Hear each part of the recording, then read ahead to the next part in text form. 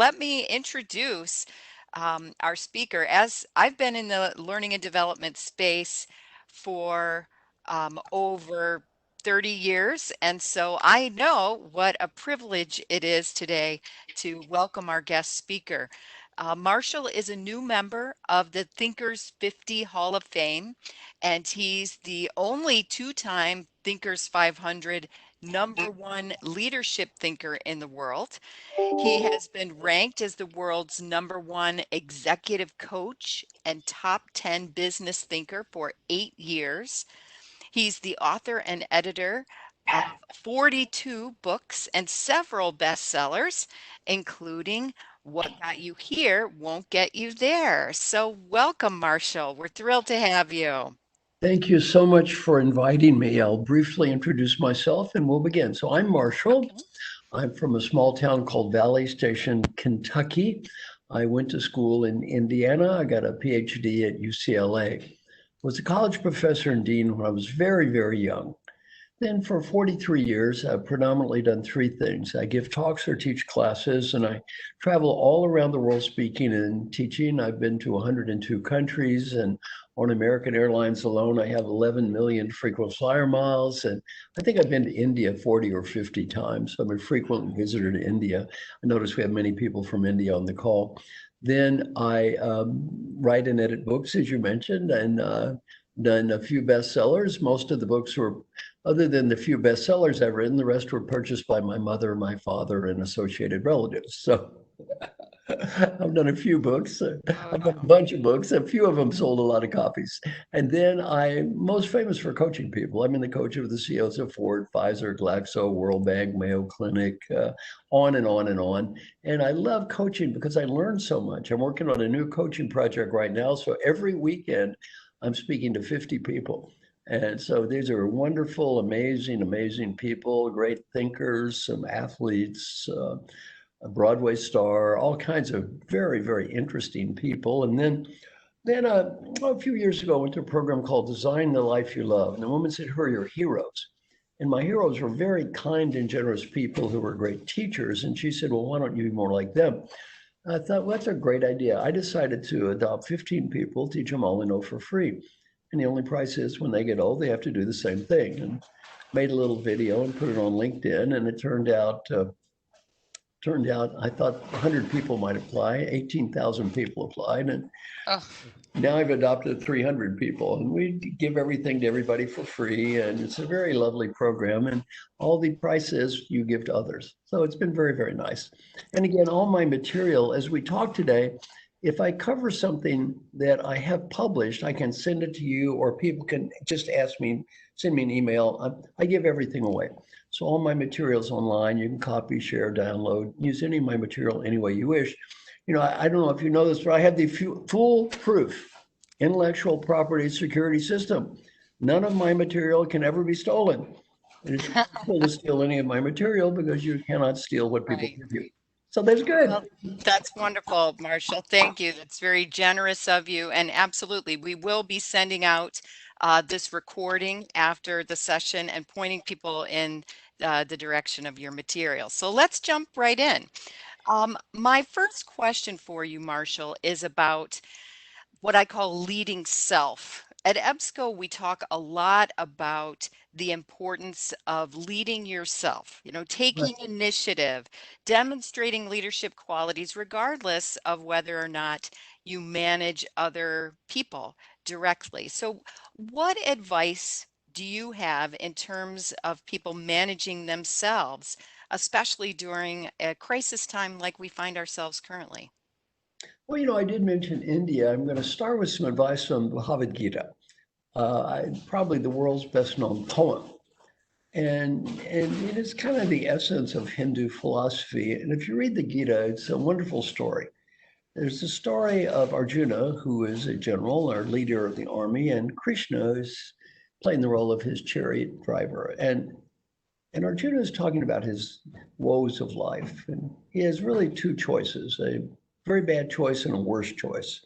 And he's going on and on about this is bad and this is worse. And the basic message from Krishna is it is what it is. It is what it is. The first thing you need to do is What is the reality that exists today? Then you determine what is my strategy, and then you do your best and make peace. And that's kind of the essence of the Gita. You don't become attached to the end results of what you're doing because you may not control the end results of what you're doing. That has never been more apparent than today.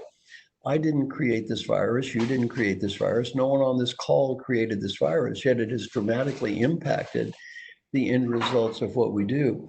Well, the learning point is don't become attached to the end results. Focus on what you can do. Don't focus on what you cannot do. I'm going to talk about a term called pragmatic optimism. Pragmatic optimism. I think today people, especially from leaders, are looking for authenticity. They're not looking for pep talks or pep rallies or let's all pretend this is good. A lot of this is not good. It's very bad. And a lot of it is not going to get fixed next week. So what we need leaders to do is, I think, be very authentic and pragmatic, yet at the same time generating a sense of hope. So I like that term, pragmatic optimism. Now I'm going to share a parable that people can look at in terms of managing themselves. It's the parable of the golfer and the beer can. The Okay. golfer and the beer can. So the golfer is playing for his little country club championship. And it's the weekend, and he's never won, but he has a chance. He's all excited. And the group in front of him is loud and noisy and drinking beer. It's very annoying, but he manages to play through it. And he's on the final hole. He hits the drive, a beautiful drive, right down to the left where he wanted it in perfect position. But then something happens. The ball hits something and veers into the rough, a terrible lie. He thought, what could have happened? He walks toward his ball. There's a beer can. The idiots in front of him have left a beer can on the fairway. His drive hit the beer can and is now in the rough. What does he do? First, breathe. Breathe. Forget about the beer can. Forget about the previous shot. Breathe. Let it go. You walk to the ball. You come up with a strategy. If you're one shot behind and you want to go for the victory, you try to knock it on the green, even though it's a low probability. If you're three shots ahead, you pitch it over to the fairway. You come up with a strategy. And then you walk up to the ball. You have a strategy. You breathe. You hit the shot that is in front of you. You hit the shot that's in front of you. That's the essence of the Gita. You hit the shot that's in front of you. You don't think about it. Well, in our situation, we're under a lot of tough times. People are under pressure. For individuals, we need to block out what we can't change. Block out our ego attachments to results. Have a strategy.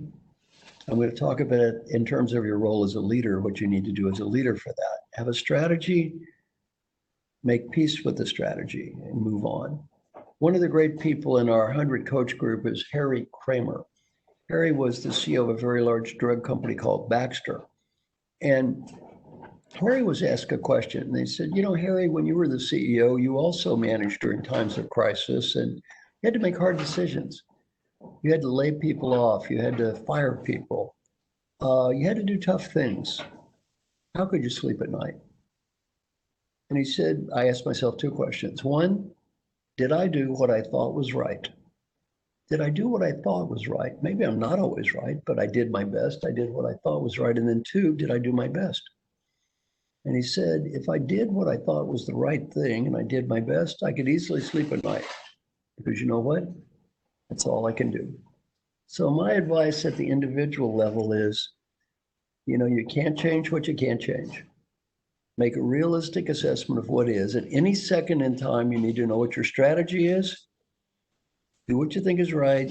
Do your best. Hit the ball in front of you. I love it. I love it. Right. And I love the message about breathe. I think there's a mindfulness, right now there's so much to worry about and be panicked about. And again, right, you can only influence what you can influence. Breathe, hit the ball, right. But This has we've had to change so quickly, haven't we?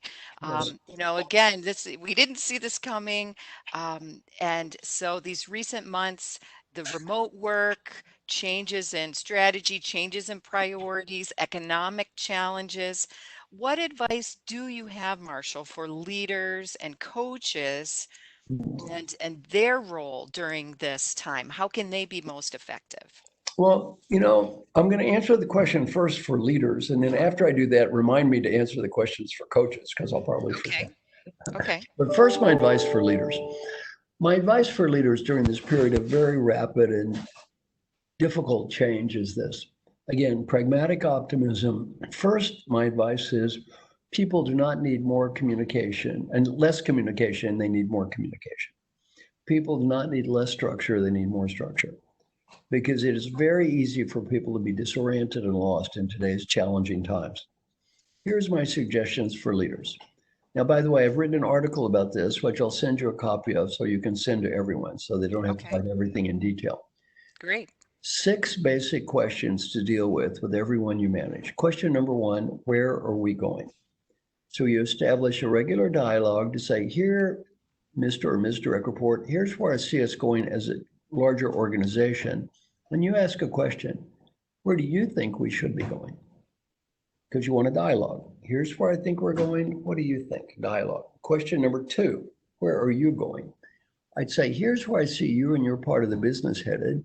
Where do you think you should be headed? And again, you want alignment 2 ways, one between the person and the direct report, and 2, the big picture and the smaller picture. Number 3, doing well. I'd say, here's what I see you and your part of the business is doing very well. And then ask a question, a very good question. What are you proud of? What are you doing well? And it's interesting to ask that question, what are you proud of? Or what are you and your team doing very well? Because as a leader, you might find out things you didn't know. It's very easy during periods of crisis to forget to recognize people, to forget the good things that are happening, to forget all the sacrifices that people are making. So that's a great discipline. Here's what I think is going well and the positives for you. And then ask that question, what do you think you're doing well? Then question number 4, suggestions for the future. Now, I'm a great believer in something called feed forward when possible, as opposed to feedback. Feedback talks about the past, feed forward talks about the future. I'd say moving forward, here's ideas I might have for you or suggestions for the future. Then ask the person a question. If you were the coach for you, what ideas or suggestions might you have for you? If you were the coach for you, what ideas might you have for you? Now, in my coaching, as you probably read, I have this unique billing system. I don't get paid if my clients don't get better. And I've done this with 7 different CEOs using this process, and I got paid 7 times out of 7. They all wanted to be better at ensuring alignment and providing direction and coaching. So it's a great coaching question. One of my coaching clients was Jim Morton. He was CEO of John Hancock, and he went from an 8 percentile on providing coaching and direction to a 98 in 4 years. This process is all he did. Also, George Borst, CEO of Toyota Financial Services, did this. And he said this question 4, when he asked people the question, if you were the coach for you, what advice would you have? He was a little skeptical about that one. He thought they'd say fluff. I work so hard, I'm so dedicated, that kind of nonsense. No, he said, not at all. He said people said very serious things. And he said more than half the time he ended up saying, I had these ideas for you. I like your ideas better than mine. Let's just do your ideas. Then finally, Wow. question number 5 is, how can I help? As a leader during this crisis situation, what can I do to help you? And then question number 6, what ideas or suggestions might you have for me in terms of things I can do better in the future? 6 basic questions. The first one, a dialogue. Where are we going? Where are you going? Doing well, suggestions for the future. How can I help? What ideas do you have for me? Then the key to making this process work is called mutual responsibility. Mutual responsibility. Now, this is the way this sounds. Mr. or Ms. Direct Report, I am going to have regular communication with you covering the 6 basic topics. I want you to help me.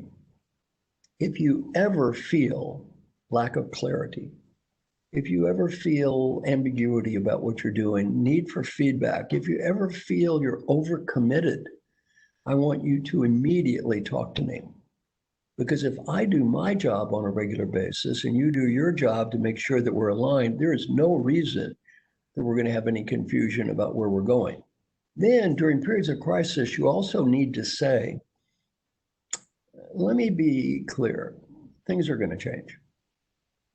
They're probably going to change. The strategy we have today may not be, and probably will not be our strategy 5 years from today, and maybe 5 months from today, and maybe not 5 days from today. And when these changes do occur, and they may well occur, given the rapid pace of change, when these changes occur, I'm going to talk to you immediately. And going back to my golf analogy, because at any second in time, you want the people you're managing to block out the noise, to block out the past. Don't think about winning the championship.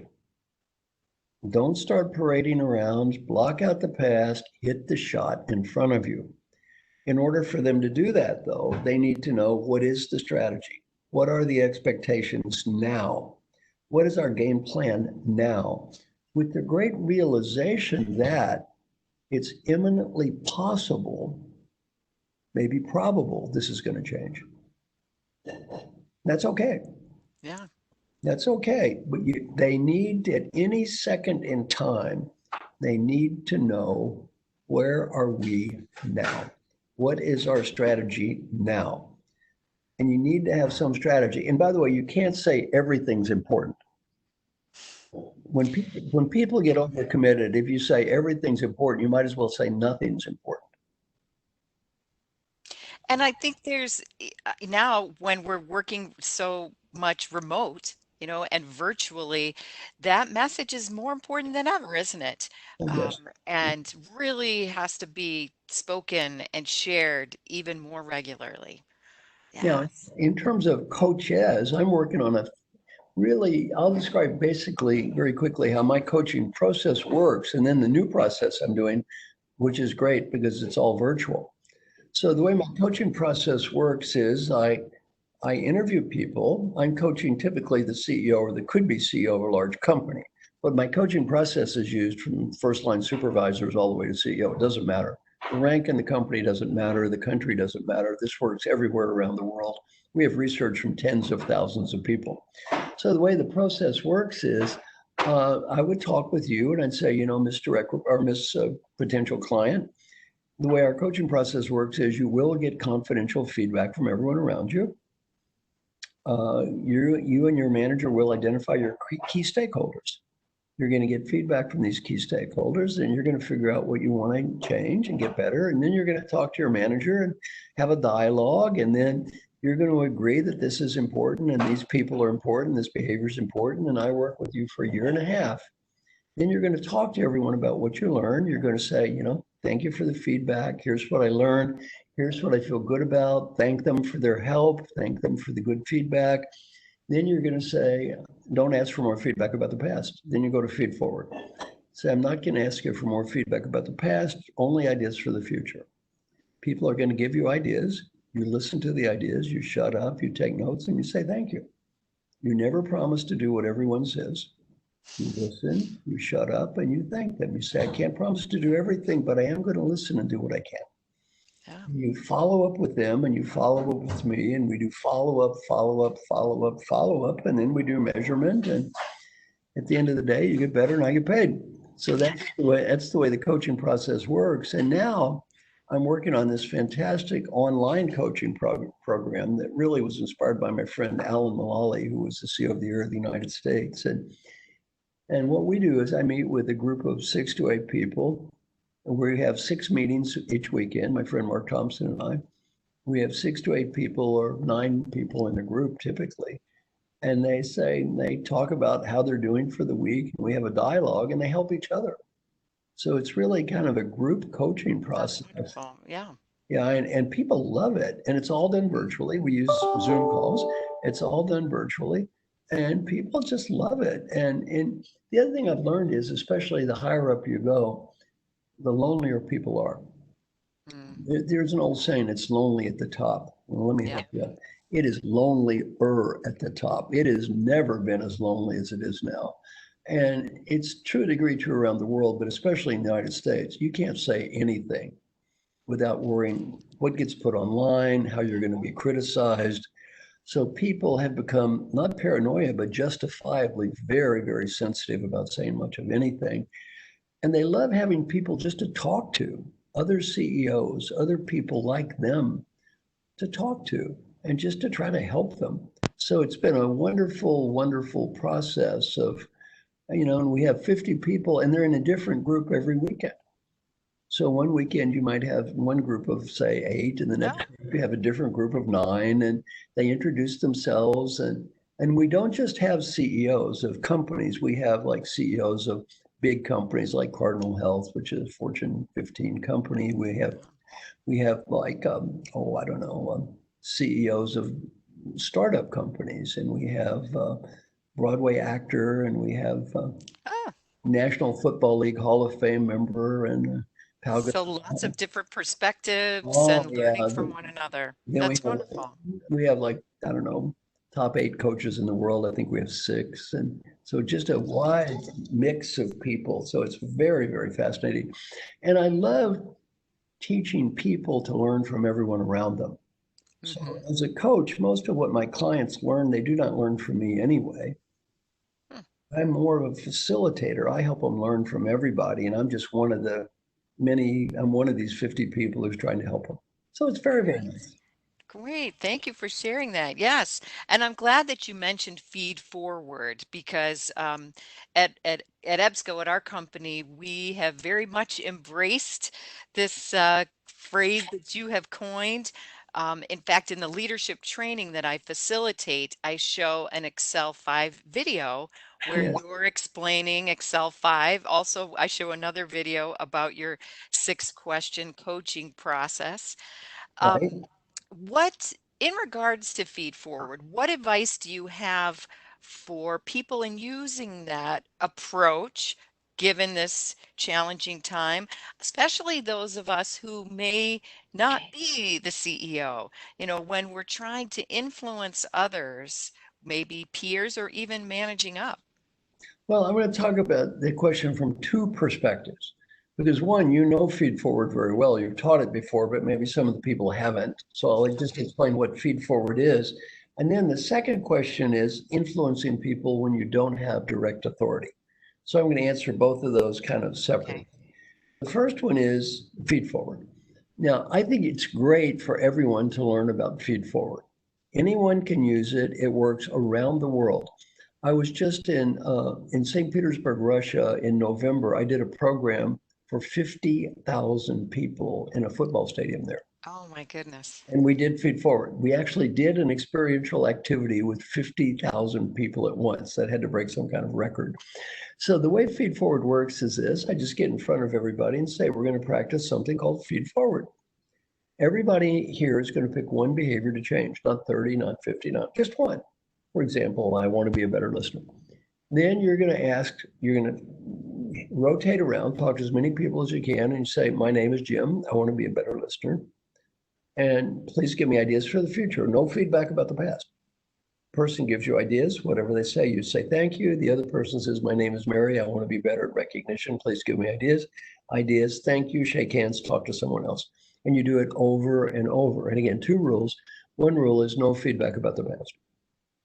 We spend too much time in our lives chattering about the past anyway. I mean, Yeah. how many of us have been impressed with our husband, wife, or partner's near photographic memory of our previous sins, which have been documented and will be shared with us in a repetitive and annoying way? Well, you can't change the past anyway. So, one, no feedback about the past. But 2, it's harder. You can't judge or critique ideas. So, when people give you ideas, you don't say good idea, bad idea. I already knew that. That won't work. You just shut up and say thank you. You don't promise to do everything. You just promise to listen to what they have to say. So the feed forward process is something that works around the world. And after I do it, I ask people to say, complete the sentence with one word. This little exercise was, and I say it's positive, useful, helpful, or even fun. Then what's the last word you think to describe any feedback activity? Fun. Anyone ever call you and I have feedback I'd like to share with you? Fun, fun, fun. Fun is the last word you think of.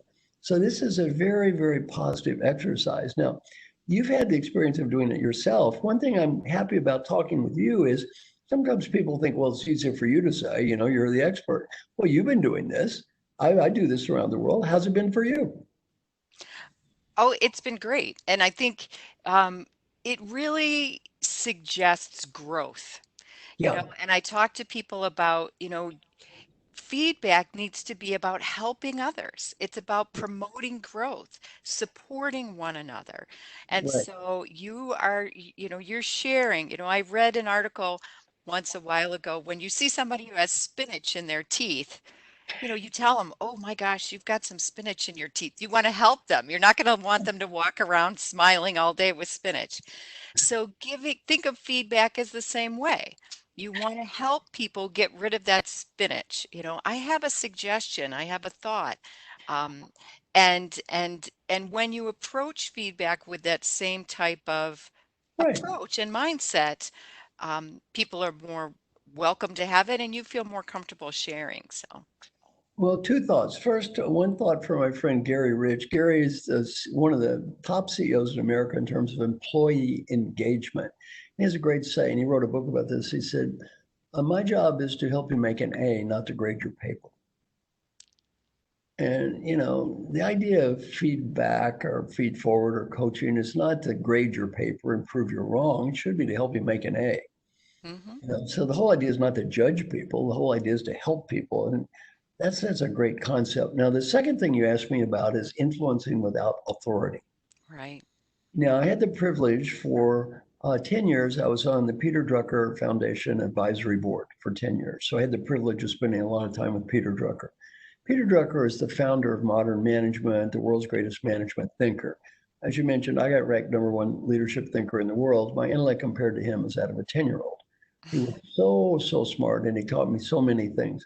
One of the great lessons he taught me is this. He said, our mission in life is to make a positive difference, not to prove how smart we are, and not to prove how right we are. Our mission in life is to make a positive difference, not to prove we're smart, not to prove we're right. But we get so lost in proving how smart we are and so lost in proving how right we are that we forget we're not here on earth to prove that we're smart. We're here to make a positive difference. Then he said, every decision in life is made by the person who has the power to make the decision. Make peace with that. Not the smartest person or the fair person or the best person. Decisions are made based on one and only one variable. Whoever has the power to make the decision makes the decision. Power. Now, if you have the power to make the decision and I need to influence you, Peter Drucker would say there's one word to describe you that's called customer. There's one word to describe me that's called salesperson. You don't have to buy, I have to sell. So you're trying to influence people that are decision makers. They don't have to buy. By definition, you have to sell. You sell to their needs, you don't sell to your needs. You don't just try to prove you're right or smart. You try to make a positive difference for the organization and you sell what you can sell. If you can sell it, you sell it. If you can't sell it, you just take a deep breath and let it go. Make peace with what you cannot change. So few of us understand this. You can't believe how much of my life has been spent repeating this lesson over and over and over and over again. Hmm. For example, I work with a private equity firm. KKR buys this company for $1 billion. It sounds like a lot, but for them, it's not that big. They put Fred in as the CEO. Fred's 41-year-old kid. You know what Fred says about KKR, the private equity people? Oh, no, they can't tell me what to do. You see, I'm CEO. I'm Fred. See, they can't tell Fred what to do. So the people in New York figure out how much it costs to get rid of Fred. A couple $1 million. They don't even care about the $2 million. It's just a pain in the butt. They had me talk to Fred. So I gave Fred this little Peter Drucker talk, and I said, Fred, you're the CEO. That's good. Oh, CEO, very good. They're the owner, better. CEO, good. Owner, better. He said, well, they cannot tell me what to do. I said, yes, Fred. You see, Fred, it's their money, fool. It's, it's not your money, it's their money. Now, you're investing their money. They can tell you exactly what they want you to do with their money. And they've instructed me to coach you. You go apologize for acting like an arrogant jerk right now. Right. You may be okay. And he did. It was 12 years ago. He was a young guy, he just had got a little Right. full of himself and he ended up great. I even do this with people that own the company. One person I work with is the owner. She owns 100% of the company. I have to sit down with the CEO and he say, excuse me, does she own 20% of the company? No, 50. It's her money. Yeah. She can invest her money any way she wants to because it's called her money, not yours.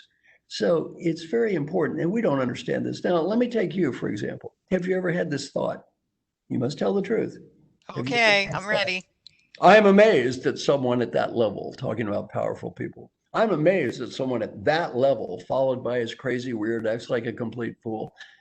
I'm amazed. Have you had that thought in the past? I think once or twice. Yes, I actually have. Yep. You've had this thought many times, haven't you? Yes. Now, I'm going to point out to you, a seemingly intelligent woman, that that thought makes no sense at all. Are you ready? Before this Yes. moment, have you ever read a history book? Yes. She's read history books.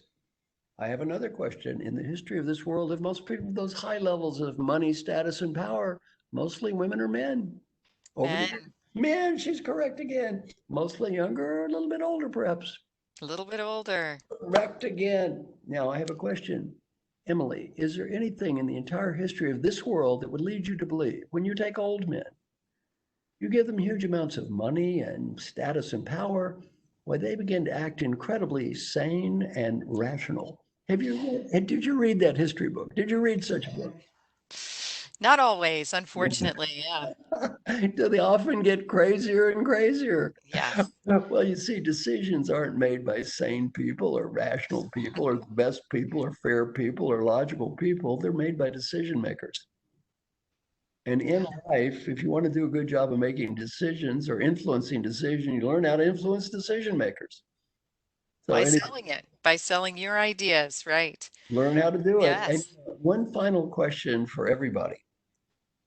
Before you deal with any topic, ask yourself one question for my book Triggers. I love this question. Am I willing at this time to make the investment required to make a positive difference on this topic? Am I willing at this time to make the investment required to make a positive difference on this topic? If the answer is yes, go for it. If the answer is no, let it go. Now, this Yes. could be a small topic, could be a big topic. Mahatma Gandhi made a big difference, but he was Make doing a something positive real. difference. Yeah. He was Make that making a positive difference. He difference. wasn't just proving how smart he was. He was making a difference. So when you start trying to prove how right you are, how smart you are, just say, am I really willing to make the effort required to make a positive difference on this? If the answer is yes, you go for it. If the answer is no, don't. And my friends in India, don't waste time on Donald Trump. He doesn't care about you. And don't waste your time on Mr. Modi or Indian politicians.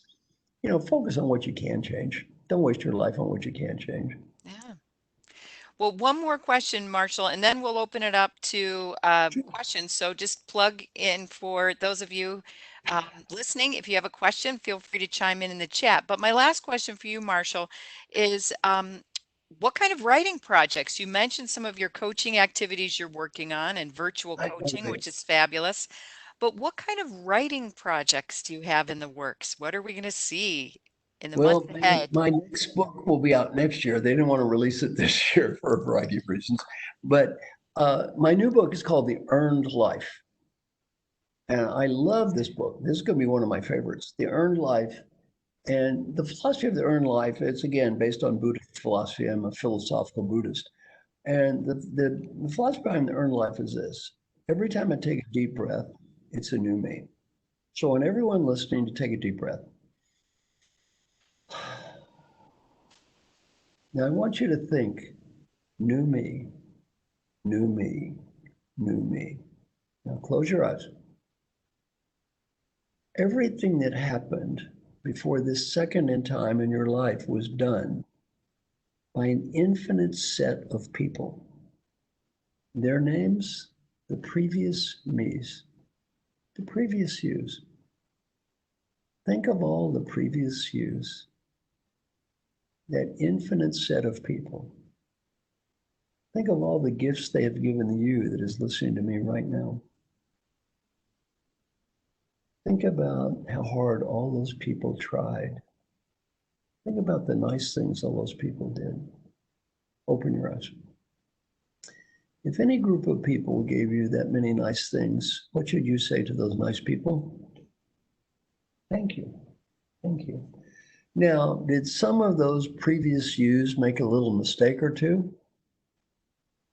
Ah, smile, hand. Ah, let go, let go, let go. The first person we need to forgive is ourselves. I've asked thousands of parents around the world this question. I say, complete the sentence with one word. When my children grow up, I want them to be. One word comes from parents more than every other word combined, no matter what country I'm in. What's that word? Happy. You want your kids to be happy? Want your parents to be happy? Want people who love you to be happy? You go first. You be happy.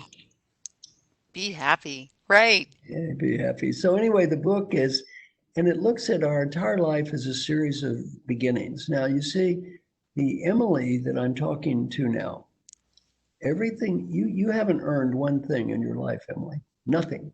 You know why? Everything in your life was earned by a bunch of other women, previous Emilys. The previous Emilys have given everything that you have to you. You didn't earn that, they did. In many ways, the younger versions of ourselves, they are our parents. Our parents. What they've given to you is your inheritance. You're going to be the parent of the future Emily's. And, That's wonderful. Hmm. you know, I worked with a lot of CEOs who are retiring, and they often have lots of problems.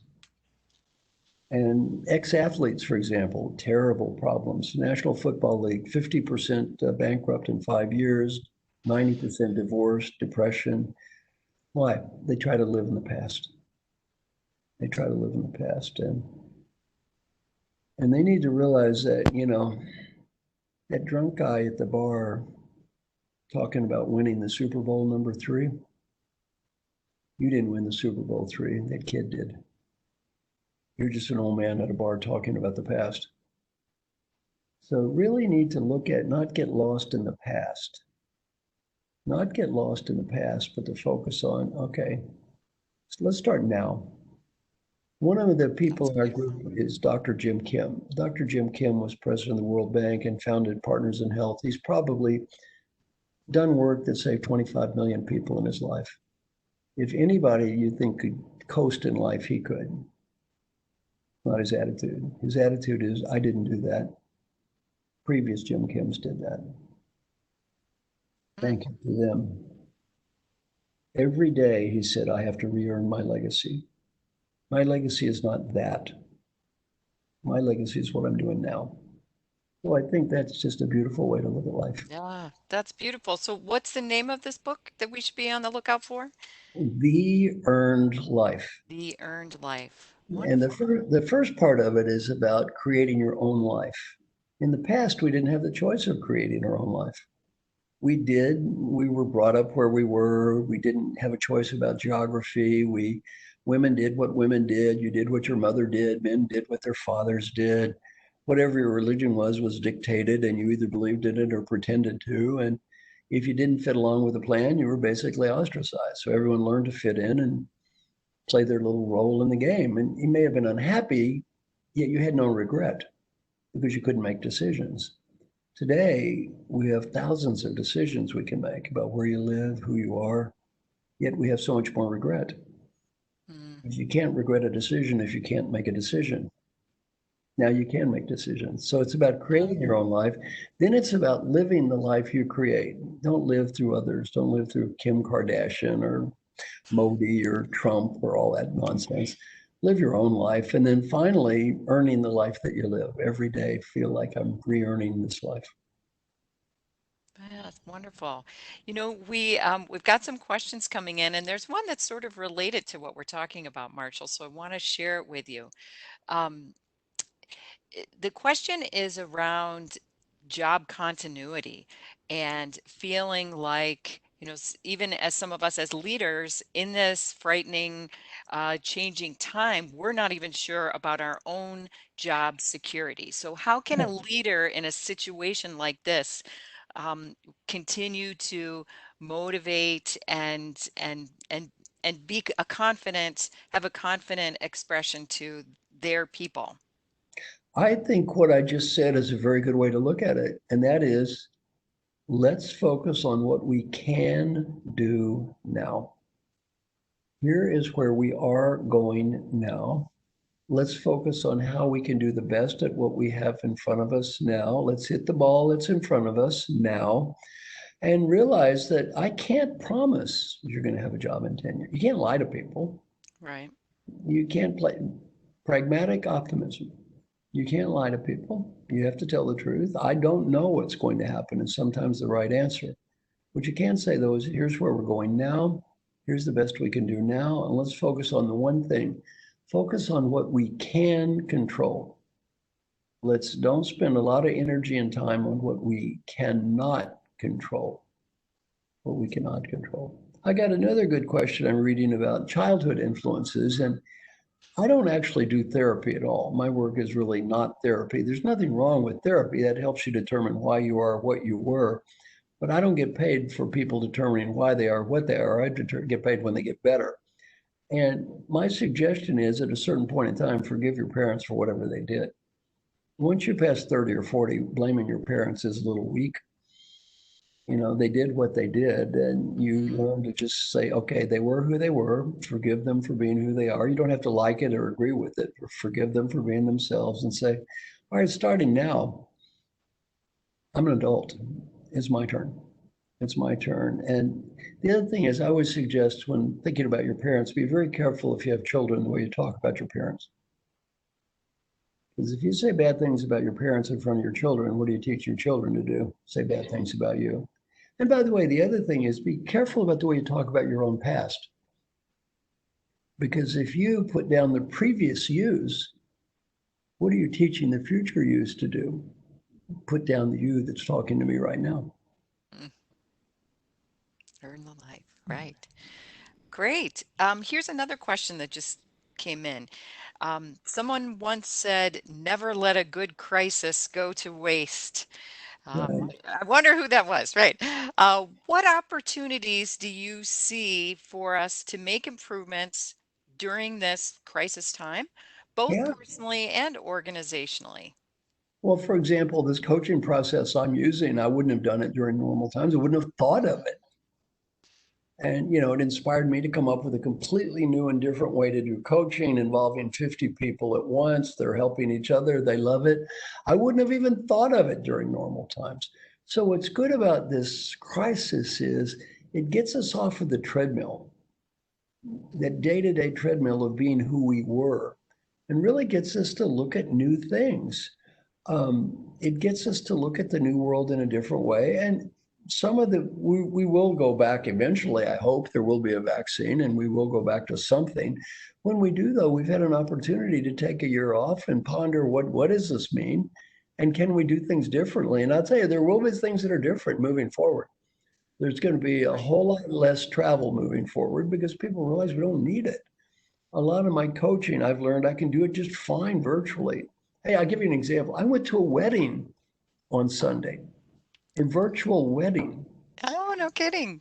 It was beautiful. It was one of the best weddings I've ever seen. I was the best man. My friend Hubert Joly was the CEO of Best Buy.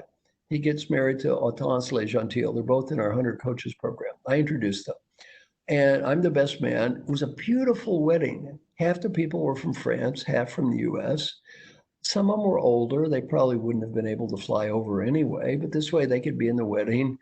He's on the board of Ralph Lauren. Ralph Lauren was at the wedding, and you know they have all these interesting people and from all around the world, and it was just beautiful. The ceremony was beautiful, and hey, they had to be creative. Hmm. Right. They wanted to get That's all. married, That's all we can do. Right. Yeah. and Great. you know it was Wonderful. wonderful. Yeah, Yes.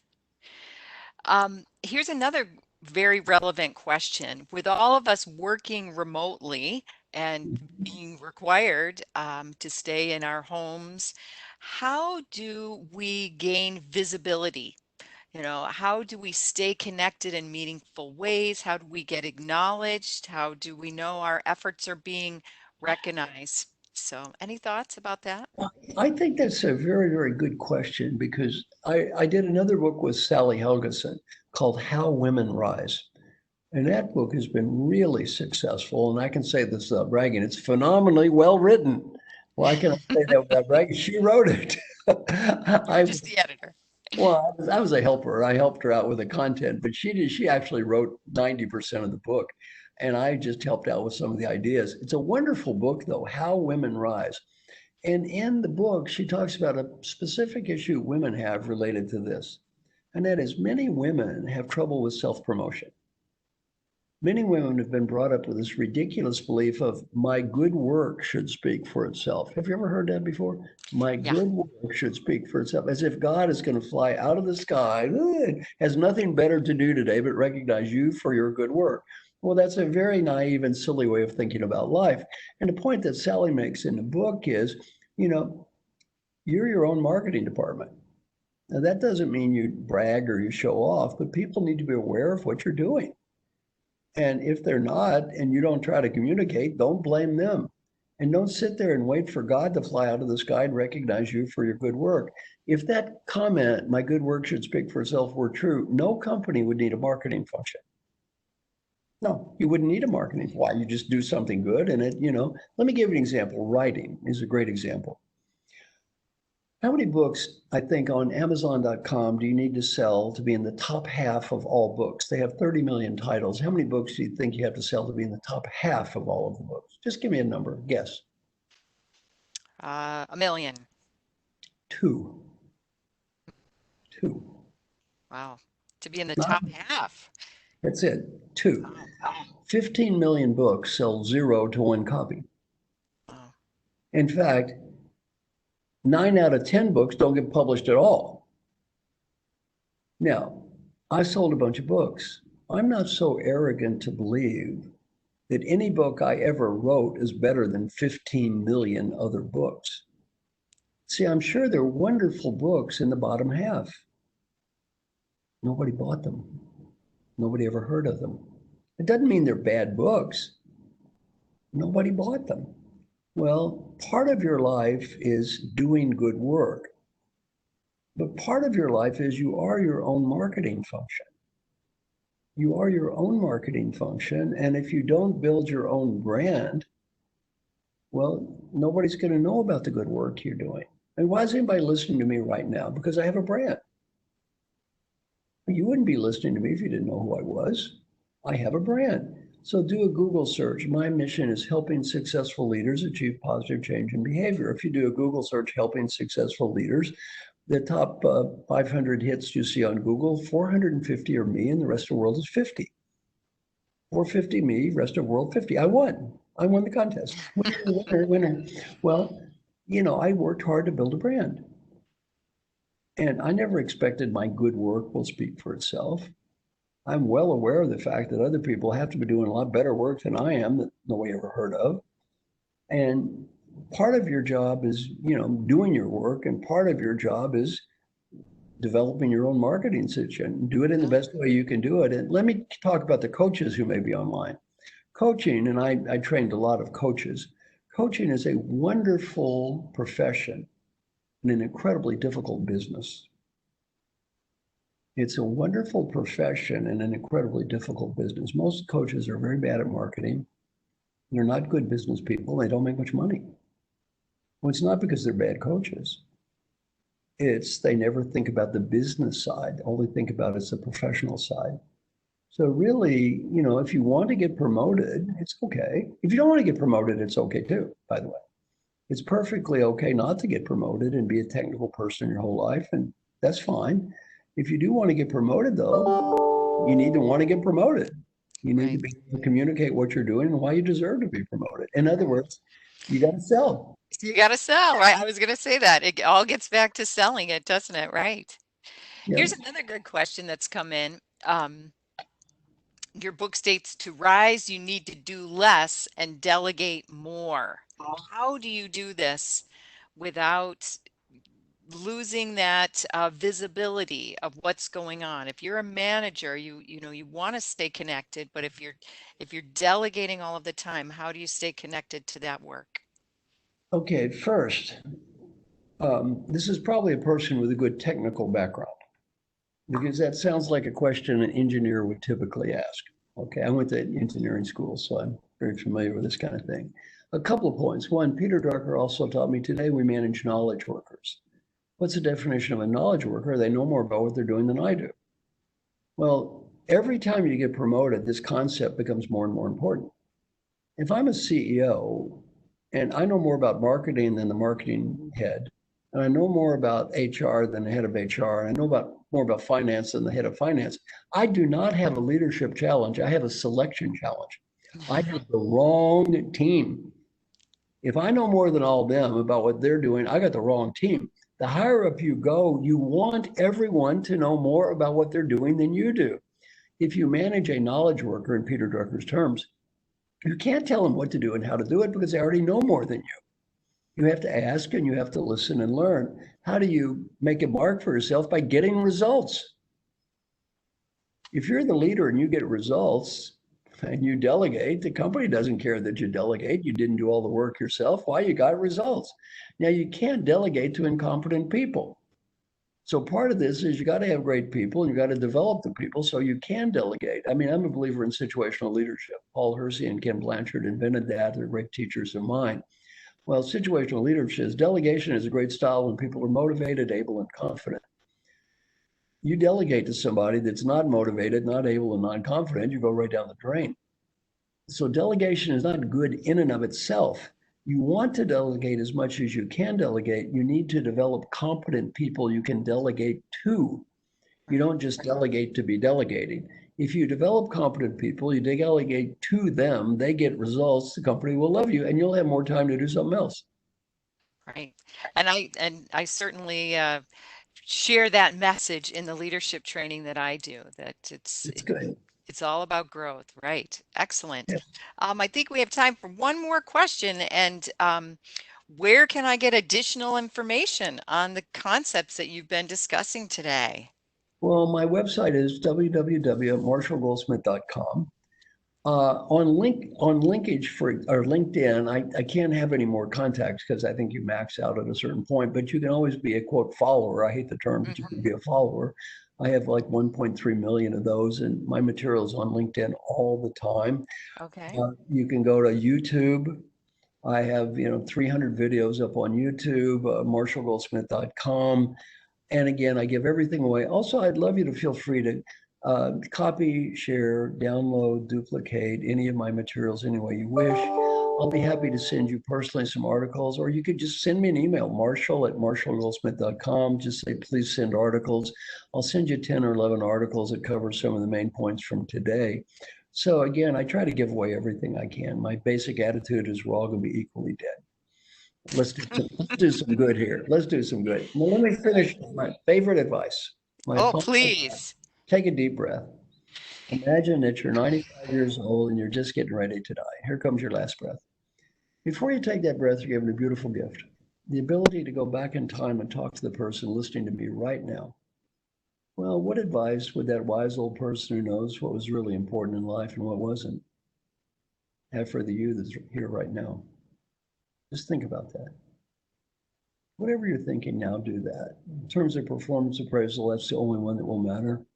That old person says you did the right thing, you did. That old person says you made a mistake, you did. You don't have to impress anyone else.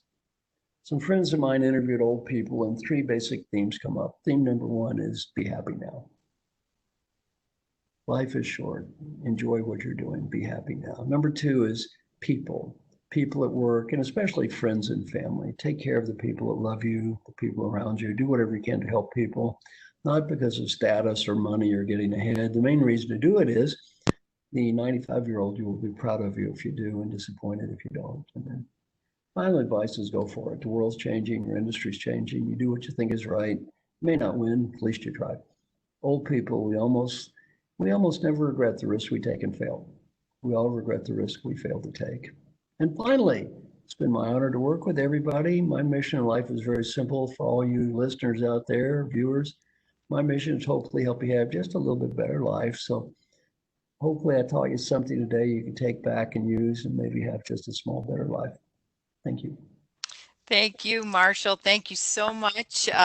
Right? Applause to you for sharing all of your wisdom, your tips, for leading in this time. So this was wonderful. So everyone, a recording will be sent. We have your registration information. We will be sending an email in a few days with a recording along with some additional information from Marshall.